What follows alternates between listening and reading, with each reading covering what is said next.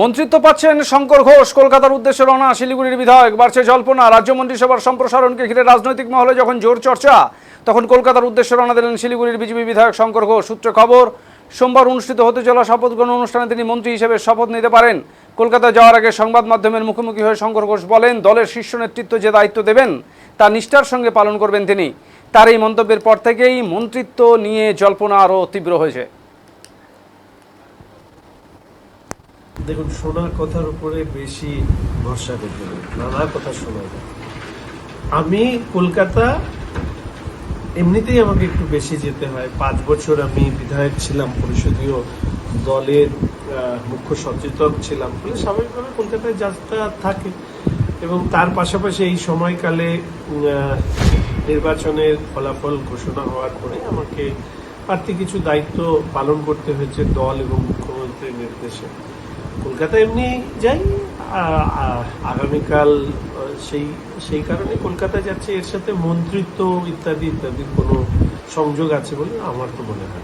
দল যদি দায়িত্ব দেয় আপনাকে, তাহলে সেটা নিয়ে দেখুন, আমি একটা কথা বারবার করে বলি, কোনো অ্যাজামশনের উপরে দাঁড়িয়ে আমি কোনো প্রতিক্রিয়া দিই না। দল কি ভাবছে, দল যখন বলবে তখনই প্রতিক্রিয়া দেবে। এবং আমার কাজই হচ্ছে দলের প্রতিটি নির্দেশ পালন করা। ফলে এই সময়কালে আমি যেভাবে নির্দেশ পালন করেছি, সেই নির্দেশ আমি আগামী দিনেও পালন করব।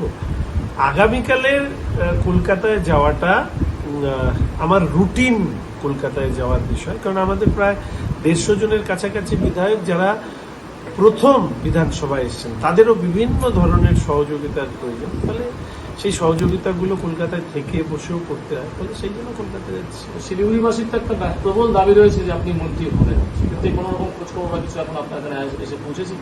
দেখুন, মানুষ আমাকে ভালোবাসে, তার জন্যই আমি কৃতজ্ঞ। মানুষের ভালোবাসা আমার চলার পথে, আমি বলবো সবসময় সেটা প্রেরণা। এবং আগেই বলেছি, শিলিগুড়ির মানুষ হচ্ছে আমার অভিভাবক।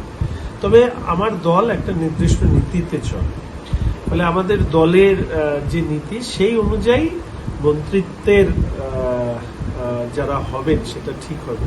সেখানে ব্যক্তি সম্পর্কে কোনো ভূমিকা এখনো পর্যন্ত